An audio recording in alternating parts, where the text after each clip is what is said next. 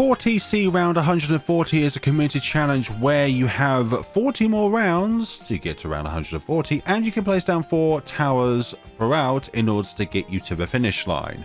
We have Geraldo, the Flying Fortress, the Anti Bloon, and the T-Rex. If I sound a bit low in this video, this is just because this is my second time recording this video, as in the first time, my voice was scuffed. 40CR140 is a community challenge where you can only deploy 4 towers down. Place down Geraldo on round 9, and as soon as you have the money, just put down some shooty turrets. Gyro Falcon, because I believe the Horned Owl is going to be very useful when it comes to camo balloons in the early stage of the game.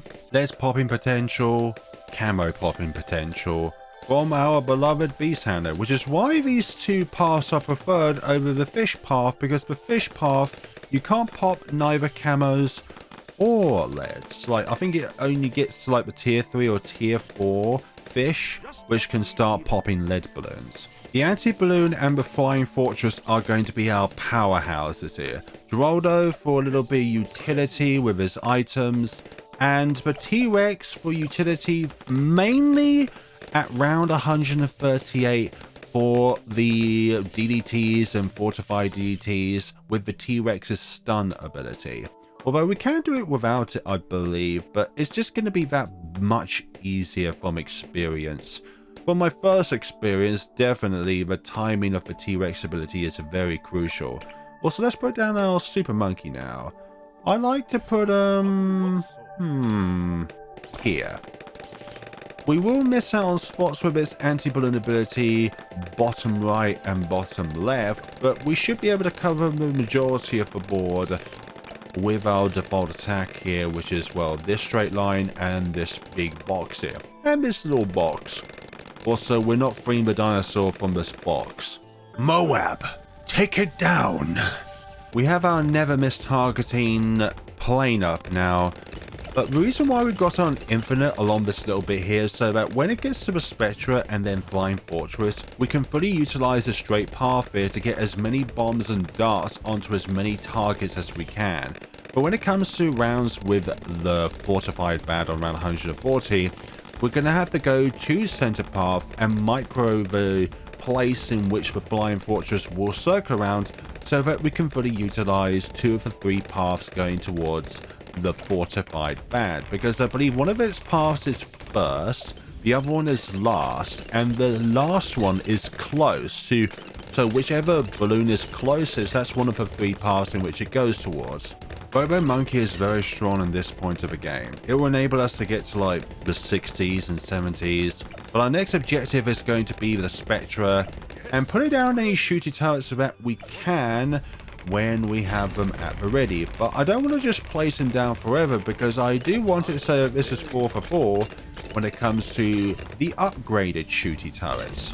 Oh yes, camo leads with a bit of an issue. Also, I forgot about the pet rabbits here. We should have deployed them down as soon as we possibly can, but nonetheless, they will be were-rabbitized. If you know where rare rabbit comes from, sorry, then please put it down in the comment sections below. It is from a beloved show. Round 63, how are we going to fail in this round? Very fruitless, actually, thanks to our Robo Monkey here. Save it up for the Spectra, and then we should have no issues up until like the 80s. Speaking of which, there is the were-rabbit in operation. Now we have 2, or technically 3 different beasts on the field. The owl, the dinosaur, and the rabbit. Round 73, we get the better shooty turrets. Now, will it replenish? Okay, it won't replenish, but it was pretty close to perfectly replenishing for that round. So, can't quite fit in there for 2, but nonetheless, we will do that. Tech Terror will be next. How's round 76 going to fare? Very fruitless, actually. A very easy round with this setup. Tech Terror, my last attempt at doing this recording was a tech issue. One of the most nightmarish things as a content creator is recording a video and then finding out, as you heard for yourself, that there is something wrong with the recording.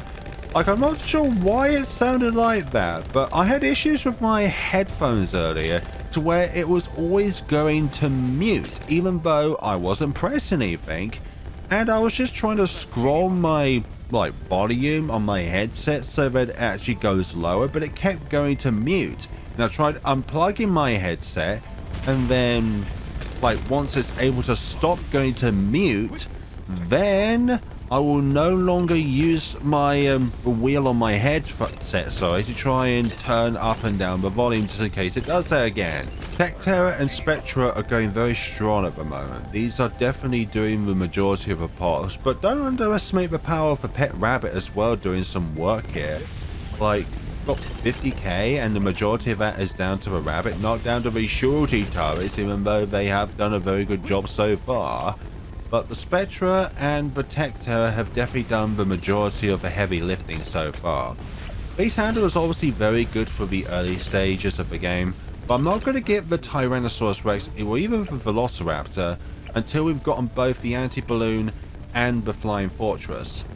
By the way, I'm getting Flying Fortress first because, well, we'll be able to get the Flying Fortress around 100, which will be very good against the bad. But also as well, it means that its damage type goes from sharp and explosive to just normal with both of its attacks. Or at the very least, the bombs become normal. DDT territory. It's only thanks to our Tech Terror at the moment that we're able to pop these DDTs. Like, if I put like a invisibility potion on our Beast Handler, then obviously our Allosaurus will be able to target and damage DDTs, but honestly, I think it's not worth it at this given point in time. Perhaps a Jerry Fires might be necessary, but we're going to see how our beloved Tech Terror friend does against, let's say, round 95. I hope by round 99 we get the Flying Fortress. DDTs on this round, just instantly annihilate them with the Tech Terror ability. Round 95, we either fly or we die. And hopefully, we fly. See, that's the majority of the DDTs done and dealt with. There's just still the rest of these. Oh, wonderful. Good. Gumdrops. Don't judge me, okay? 12k left until we get the flying behemoth of the sky. Oh yes, we have these fortified behemoths to deal with first. And yeah, that was a good timing for Tech Terror there, because it removed the majority of those balloons right there. Let's see, round 98. A well-timed Tech Terror will be able to obliterate the majority of these foes. So, now? Yeah, that was good timing actually. Knock those back. So, I'm just going to put that on there and then... No, not on that single shooty turret. That's going to be useless. According to take 2 of round 98. Very good placement of a Tech Terror ability. I feel like putting on Geraldo is infinitely better. I'm just making use of these invisibility potions so we can do that little bit of extra damage against these horrific fortified DTs. And there we go. We got 2 means of extra camo damage. Oh yes, we have a bad here. Lovely going down. It didn't even turn at all. It only went in a straight line. Although that straight line is resort, so that's not a huge accomplishment. Yeah, the Flying Fortress is making light work of these DDTs now. And it's only a minor increase thanks to, well, both the spy plane and the fact that the invisibility potion at this stage now does bonus damage to camo balloons. But honestly, the sheer majority of the damage just comes from the Flying Fortress alone.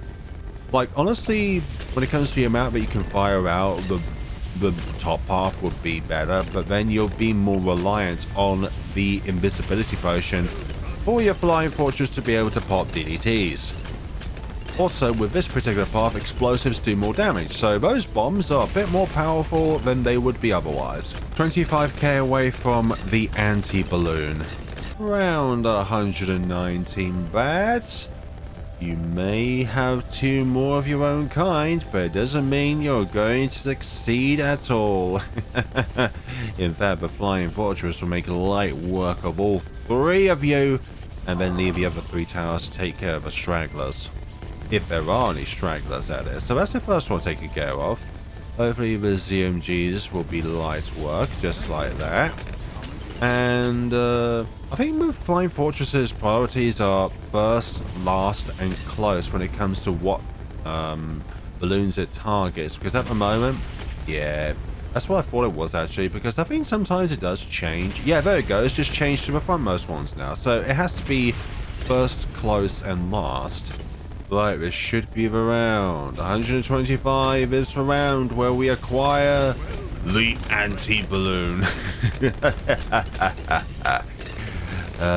Just hope activating this does not scuff up my recording. I'm just kidding. Why would I try and curse myself, honestly? Yeah, DETs just, they're not making it through at all. Although these fortified DETs are a little bit more of a work to try and deal with, honestly. But there's nothing that the Annihilation ability cannot handle when it's just in its DET form this low of a round. Even the fortified ones get instantaneously wiped. I should have done this earlier actually. Put invisibility potion on balloons now. So on towers. Just so that then it takes every 10 rounds for this to replenish. So if we activate it on round 131, it means that we wouldn't have it a third one ready for around 140. Which wouldn't be that good, would it now? Mainly for this, so it increases its range.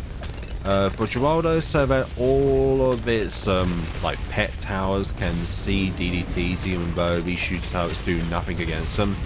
Oh yeah, also some Jerry's hot sauce as well would be very nice as well. And because of the fact that we apply the invisibility potion onto Geraldo, it means that every single one of these shooter towers gets camo detection. Therefore, any Jerry's fire puts onto them gets camo detection. Velociraptor, Tyrannosaurus Rex, ability at the ready whenever we need to use it. But I think I'm mainly only going to be... Actually, let's just test this out. Yeah, it stands them for a really long time, which is nice. This is on fast forward, so it seems like it's for a short bit of time. But honestly, there's a lot of time to where, like, all of these towers can do a little bit more damage to them because they're within the range of them. Yeah, fortified DETs are making it quite far along the map. But think about it. Around 138, they're going to be that bit stronger and that bit faster. Which is not good at all. Pickle our towers in preparation for round 138 because I find that that round is a bit easier with the pickles in tow because of the fortified DDTs. But then later on we also have the fortified bat to deal with, so even though we have less attack speed, we're going to be far better off because we do extra damage against fortified behemoths. Let me place this down before the next round starts. Excellent. Can we do this, please? Don't let a single one exit the track. There we go. Very good, very good. I didn't want to use a single ability there because we need both of these abilities for this round because look at how far these DDTs are making to the exit. This is the worst form of any DDT round in a round 140 challenge. You could also say that the fortified DDTs on round 140 are just as bad, but they're not as quantifiable as this round. Also, the time of our T-Rex is going to be very crucial when it comes to being able to catch as many of these DDTs as possible.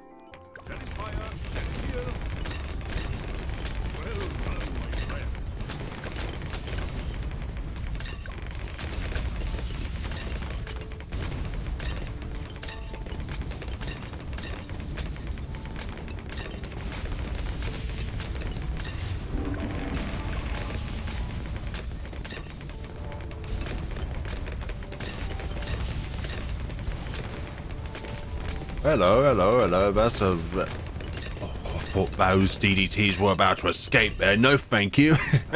And round 139 just consists of a huge amount of Moa class balloons. A bit of a break from the mold when it comes to just the chaos that we were just used to, such as those fortified DDTs. It's now time for maximum damage against you.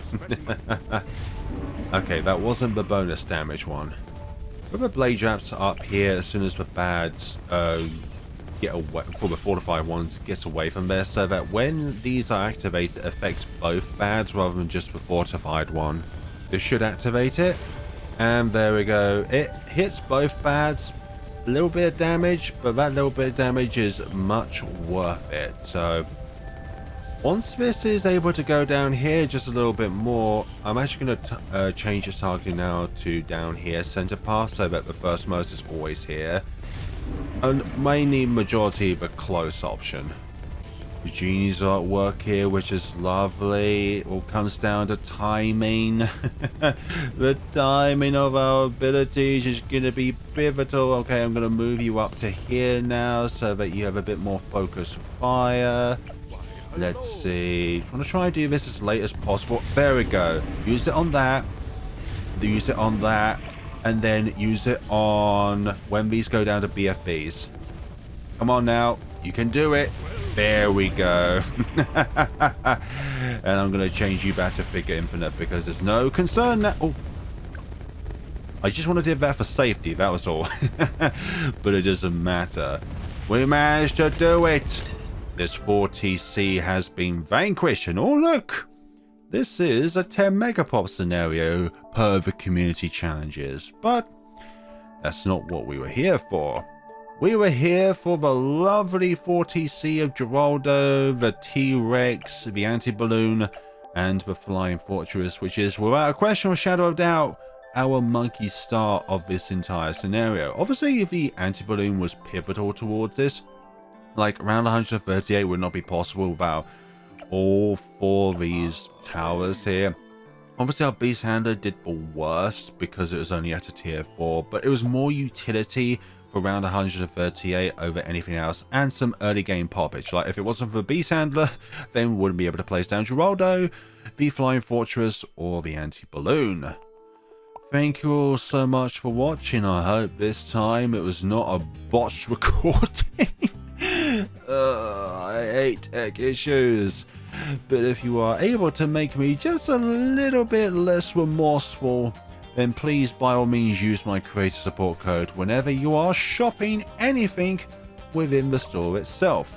Thank you all to those who have used my creator support code when doing so, but it's just as important to use any creator support code rather than leaving it blank. But this will be the last time for this side of 2024, which we're going to be seeing this particular UI with all this Christmas festive stuff. Sleigh bells, the ninja, the cannonballs, the elf sub, and is there anything else here? I'm pretty sure there might be one or two other things here which I'm missing out on. Thank you all so much for watching, everybody. This will be the last time you'll be seeing this particular collection event UI with this lovely elf reindeer monkey. And also, don't forget to get the vortex while you still can. If not, then just face it in the boss challenge, editor, event sort of thing. I do wish we'd get more options in the boss challenge so we can edit the health and speed and all that jazz of the balloons, the Moabs, and the boss itself. Thank you all so much for watching, everybody, and take care of yourselves.